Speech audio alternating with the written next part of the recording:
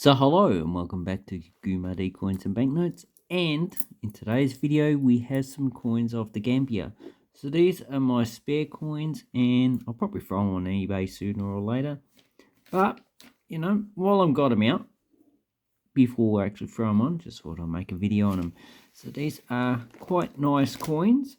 They are Gambian 1 Dalasi, is equivalent to 100 Batoots. And these coins all have English and I think that's Fulani script. So that's in the Arabic script, but it's not in Arabic.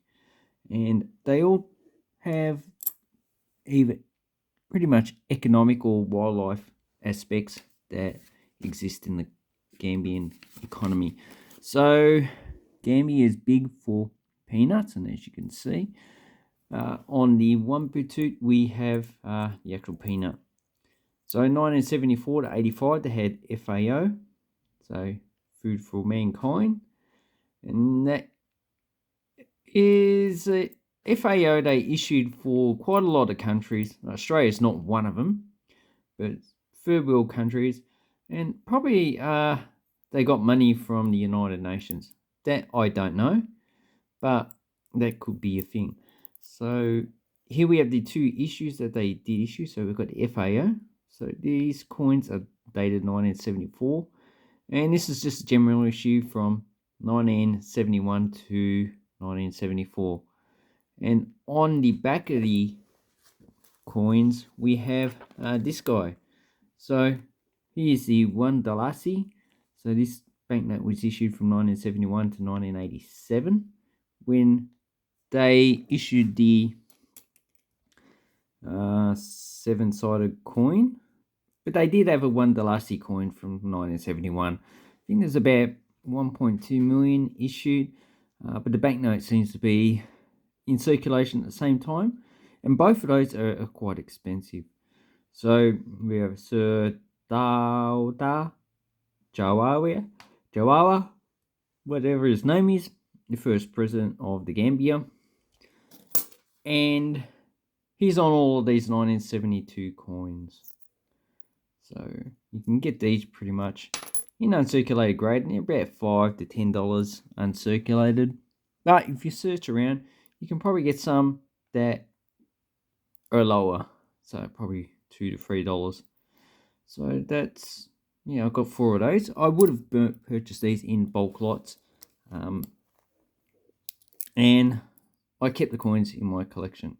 So the 5 Batoot has a sailboat.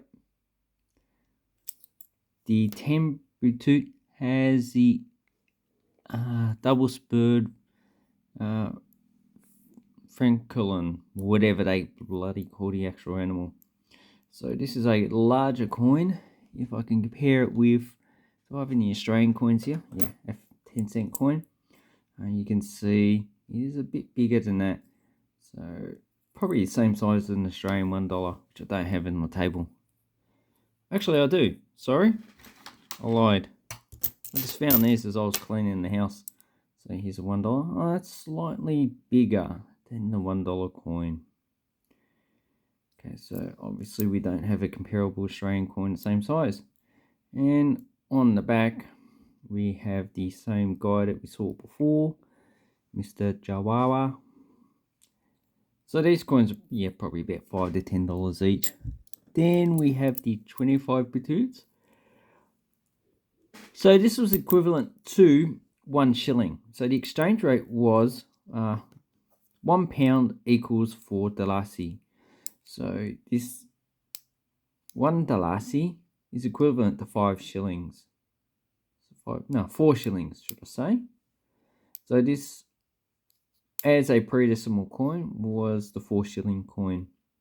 And they issued the 8 shilling as well, which was a larger coin, has no equivalent. So as you can see, the 25 Batoots was equivalent to 10 cents or 1 shilling. And in 1971, these coins were equivalent to Australian coins. So the 1 shilling was equivalent to 10 cents. And the 10 cents in 1971 is roughly about $1 today. So this could buy $1 worth of product. So it's actually quite a lot of money in the Gambia. If you know anything about the Gambia, it's quite a poor country. I think a lot of them earn about $1 a day. So that back in 1971 would have been 25 batoots. So these coins would have seen extensive circulation. But I do have some in high grade. So this is probably, if you look at the portrait, you're probably EF. And this one's probably almost uncirculated. And this one is definitely uncirculated. So you can still get these, and these are probably at least $10 to $20 each by themselves. I believe the mintage was roughly about 3 million. And the population of the Gambia at the time in 1971 was only 500,000. Currently it's about 2.5 million. And here we get to the high denominations. So these are the more expensive coins. But as you can see from this first coin, they did see extensive circulation. So I'd put this coin probably at $5 or less in this condition.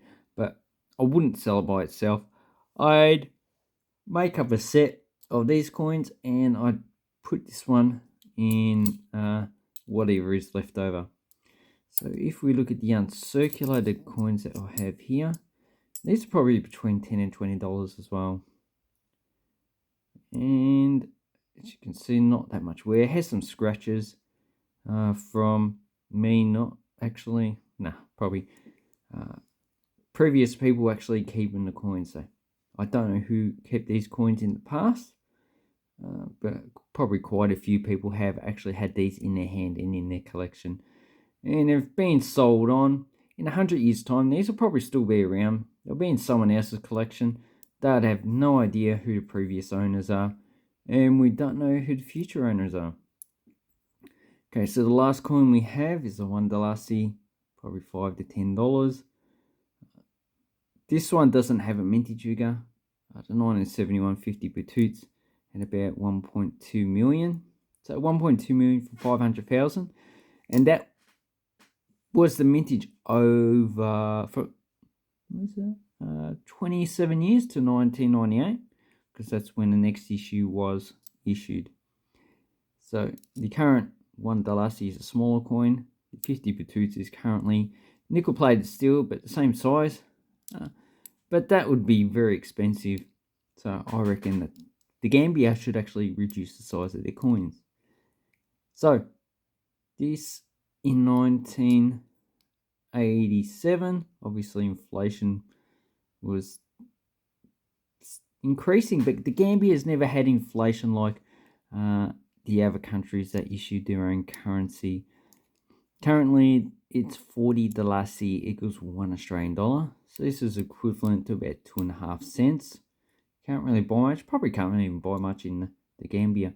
So I suspect these two coins, they probably don't circulate anymore. Oh, and what's the animal on this one? So this is the African domestic ox, or just a big cow. And this one's the slender snouted crocodile. So you can look up those two animals. So these coins here, they're probably $10 to $20 each for a lot of these coins. But they're a nice series to actually get. Pretty much I have collected all of the coins of the Gambia, and I'm going to start on the actual banknotes. So here we have one of the few banknotes I have the Gambia, the $1, as I said, issued from 1971 to 1987. I think so you'd know the actual date range from the signatures. These don't have a date on them. So the boat, they have the dictator on the actual banknote, and on the reverse we just have looks like rice harvesting. They do look like rice plants, although it looks like dry rice.